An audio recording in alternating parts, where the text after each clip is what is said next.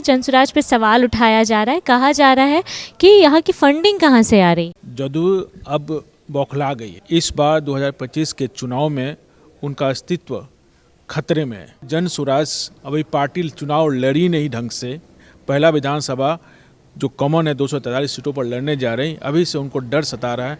तरह तरह के सवाल पूछे जा रहे हैं। हकीकत तो यह है कि जो सत्ता में रहता है, जो सरकार में रहता है, सवाल उससे पूछा जाए कि भैया तुम इस राज्य के लोगों के लिए क्या कर रहे हो, प्लान रोकने के लिए क्या कर रहे हो। जो यहाँ के लोग बाहर जाते हैं पढ़ाई करने के लिए, उसको रोकने के लिए क्या कर रहे हो।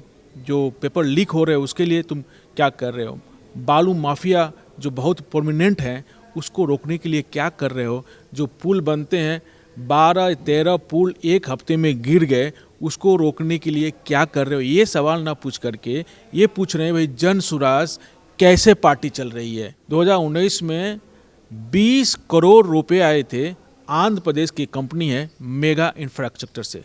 वो कंपनी कौन है, आंध्र प्रदेश की कंपनी बिहार को क्यों फंड दे रही है, और नेक्सस क्या है, रिलेशनशिप क्या है, ये पहले बताए ना। आप सरकार में ये बताए, आप अपनी जो खामियां हैं उसको दूर कीजिए।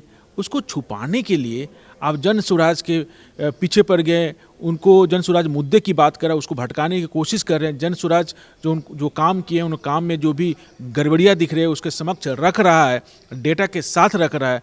तो ये पूछ रहे हैं कहाँ से फंडिंग हो रही है। हम घर घर जा रहे हैं, गांव-गांव जा रहे हैं, लोगों को समझा रहे हैं कि हमारी बिहार की व्यवस्था को बदलनी है। जो बिहार का जो गौरव था, एंशियंट में बिहार का जो गौरव था, जो खो गया, उस गौरव को वापस लाने के लिए हमको जात पात से उठ करके मुद्दे पर वोट दे करके ऐसी सरकार बनानी है जो केवल सत्ता परिवर्तन न करे, व्यवस्था परिवर्तन करें। नमस्कार, मैं संजना, आप देख रहे हैं बिहार तेज खबर। देखिए, बिहार में इस साल विधानसभा चुनाव जो है वो नज़दीक है, लेकिन उससे पहले ही लगातार पार्टियों का आपस में ही बयानों का दौरा शुरू हो चुका है। आपको बता दें कि पिछले दिनों जदयू की तरफ से एक बार फिर से जनसुराज पे सवाल उठाया गया। उनका कहना था कि अगर पार्टी के पास कोई फंडिंग नहीं है तो पार्टी इतना पैसा ला कहाँ से रही है। उनका कहना था कि किसी फाउंडेशन की तरफ से ये फंडिंग हो रही है। इन्हीं सब मुद्दों पर बातचीत करने के लिए हमारे साथ जनसुराज से प्रवक्ता मनोज सर मौजूद है।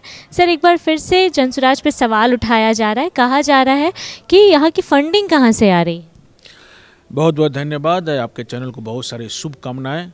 जदयू अब बौखला गई है। इस बार 2025 के चुनाव में उनका अस्तित्व खतरे में है। इसलिए जनसुराज अभी पार्टी चुनाव लड़ी नहीं ढंग से। पहला विधानसभा जो कॉमन है 243 सीटों पर लड़ने जा रही, अभी से उनको डर सता रहा है। तरह तरह के सवाल पूछे जा रहे हैं। हकीकत तो यह है कि जो सत्ता में रहता है, जो सरकार में रहता है, सवाल उससे पूछा जाए कि भैया तुम इस राज्य के लोगों के लिए क्या कर रहे हो, प्लान रोकने के लिए क्या कर रहे हो। जो यहाँ के लोग बाहर जाते हैं पढ़ाई करने के लिए, उसको रोकने के लिए क्या कर रहे हो। जो पेपर लीक हो रहे हो उसके लिए तुम क्या कर रहे हो। बालू माफिया जो बहुत प्रोमिनेंट है उसको रोकने के लिए क्या कर रहे हो। जो पुल बनते हैं 12-13 पुल एक हफ्ते में गिर गए, उसको रोकने के लिए क्या कर रहे हो। ये सवाल ना पूछ करके ये पूछ रहे हैं भाई जनसुराज कैसे पार्टी चल रही है। जनसुराज के बहुत सारे संस्थापक सदस्य हैं जो बिहार के प्रति, बिहार के गर्व के प्रति वो अपने आप को समर्पित किए हुए हैं। फंडिंग उनके तरफ से आता, उनको कोई दिक्कत होगी तो उन्हीं की सरकार है, एनडीए की सरकार है, उसके जांच करवाए, ईडी सीबीआई या ऑडिट करवाए, और साथ ही साथ वो भी अपना भी ऑडिट कराएं। इतने दिनों से उनकी पार्टी, हमारी पार्टी तो अभी 2024 2 अक्टूबर को लॉन्च हुई है, उनकी पार्टी तो पुरानी पार्टी है। वो पहले बताएं कि उनकी पार्टी कहाँ से चल रहा है, उनकी फंडिंग कहाँ से चल रही है। आपको पता है 2019 में जब चुनाव चल रहा था यहाँ पे, 2019 में 20 करोड़ रुपए आए थे आंध्र प्रदेश की कंपनी है मेगा इंफ्रास्ट्रक्चर से। वो कंपनी कौन है, आंध्र प्रदेश की कंपनी बिहार को क्यों फंड दे रही है, और नेक्सस क्या है, रिलेशनशिप क्या है, ये पहले बताए ना। आप सरकार में ये बताए, आप अपनी जो खामियां हैं उसको दूर कीजिए। उसको छुपाने के लिए आप जनसुराज के पीछे पड़ गए। उनको जनसुराज मुद्दे की बात करा, उसको भटकाने की कोशिश कर रहे हैं। जनसुराज जो काम किए उन काम में जो भी गड़बड़ियाँ दिख रही है उसके समक्ष रख रहा है, डेटा के साथ रख रहा है। तो ये पूछ रहे हैं कहाँ से फंडिंग हो रही है। उदय सिंह जो जॉय के फाउंडर हैं, उदय सिंह इस जन स्वराज के संस्थापक सदस्य भी हैं और उस पूरी तरह से पार्टी में समर्पित है। शेखपुरा हाउस उन्हीं का है, वो वहाँ पर रहने के लिए उनको दिए हुए हैं। ये क्या सवाल है कि कहाँ से आ रहा है, कहाँ से नहीं आ रहा है। हम लोग बिहार के व्यवस्था परिवर्तन के लिए प्रतिबद्ध हैं, इसके लिए काम करते रहेंगे। अब इस तरह के सवालों से हम भटकने वाले नहीं हैं, जन स्वराज लोग भटकने वाले नहीं हैं। सर, दिल्ली में विधानसभा चुनाव का जो परिणाम आया है, बीजेपी वहां सरकार बना ली 27 सालों के बाद, तो अब तो दावा हो रहा है कि बिहार में एक बार फिर से एनडीए ही आएगा। बिहार और दिल्ली की तुलना हम नहीं कर सकते ये, लेकिन हाँ उसका कुछ प्रभाव दिल्ली का चुनाव का बिहार में इसलिए पड़ता है कि आप देखेंगे पूर्वांचल के 24% लोग दिल्ली में रहते हैं, इसका इफेक्ट है उस पर। लेकिन दिल्ली का जो चुनाव होता है वो रोजगार के बेसिस पे होता है। दिल्ली का चुनाव होता है कि वहाँ के स्कूल की व्यवस्था कैसी है, दिल्ली का चुनाव होता है कि वहाँ स्वास्थ्य व्यवस्था कैसी है, वहाँ की सुरक्षा कैसी है, वहाँ के यातायात साधन कैसे हैं। क्योंकि दिल्ली सेंटर में है और देश के कोने कोने से लोग दिल्ली में अपने करियर बनाए जाते हैं, हायर शिक्षा के लिए जाते हैं, रोजगार के लिए जाते हैं। तो वहाँ पे लोग बहुत ही जात पात से हट के हैं, इतर हैं। लेकिन बिहार की राजनीति अभी भी जात पात में सनी हुई राजनीति है। इसी को ठीक करने के लिए हम घर घर जा रहे हैं, गांव गांव जा रहे हैं, लोगों को समझा रहे हैं कि हमारी बिहार की व्यवस्था को बदलनी है। जो बिहार का जो गौरव था, एंशियंट में बिहार का जो गौरव था, जो खो गया, उस गौरव को वापस लाने के लिए हमको जात पात से उठ करके मुद्दे पर वोट दे करके ऐसी सरकार बनानी है जो केवल सत्ता परिवर्तन न करे, व्यवस्था परिवर्तन करे। सर, एक और सवाल है हमारे प्रधानमंत्री नरेंद्र मोदी लगातार कहते आए हैं कि विदेशों से उनके संबंध जो है वो बहुत अच्छे हैं, अगर भारत को कहीं ना कहीं आगे ले जाने में उनका बहुत बड़ा योगदान रहा है। तो जिस तरीके से अभी अमेरिका में जिस तरीके से भारत के अप्रवासियों को जिस तरीके से बांध के भेजा गया है, वो कहाँ तक सही है? संबंध अच्छा होना अलग बात है, एक आपराधिक कार्य करना अलग बात है। कोई भी संबंध अच्छा है, लेकिन आप भी असंवैधानिक कार्य करेंगे तो संविधान के तहत आपको सजा मिलेगी। डंकी रूट से किसने बोला वहाँ जाने के लिए? डंकी रूट समझे क्या होता है? एक अवैध रास्ता होता है, कुछ एजेंट होते हैं जो 40 लाख रुपए से लेकर 1.5 करोड़ रुपए चार्ज करते हैं। अब बोलते हैं हम आपको कनाडा भेज देंगे, हम आपको अमेरिका भेज देते हैं। ये लोग वहाँ पे जाते हैं और अवैध तरीके से रहते हैं, कुछ काम करते हैं, ठीक है।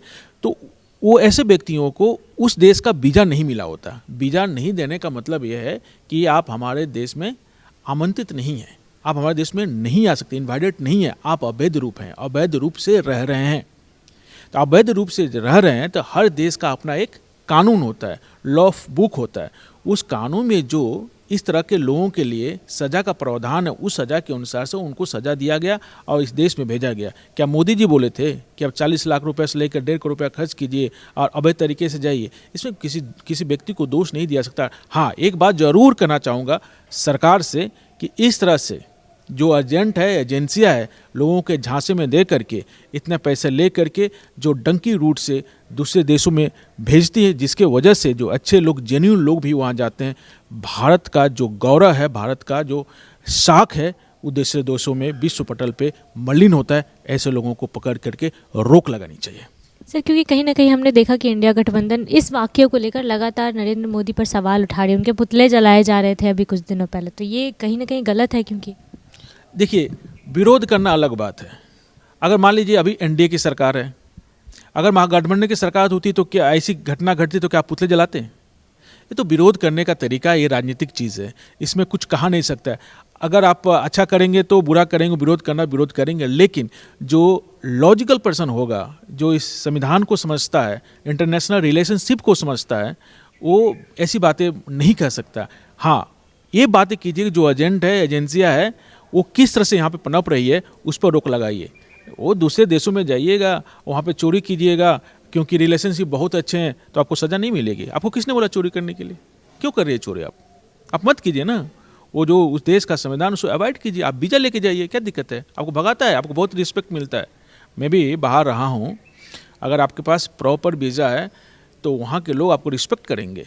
आपके पास स्किल है, स्किल सेट से जा रहे हैं, वहाँ पे नौकरी मिलती है और प्रोटेक्शन भी मिलता है, कोई दिक्कत नहीं है। लेकिन आप अवैध रूप से जाएंगे, अवैध रूप से रहेंगे, जिसका कोई कैलकुलेशन सरकार के नज़रों में नहीं है, तो आप पकड़े जाएंगे तो आपको सज़ा मिलेगी ना।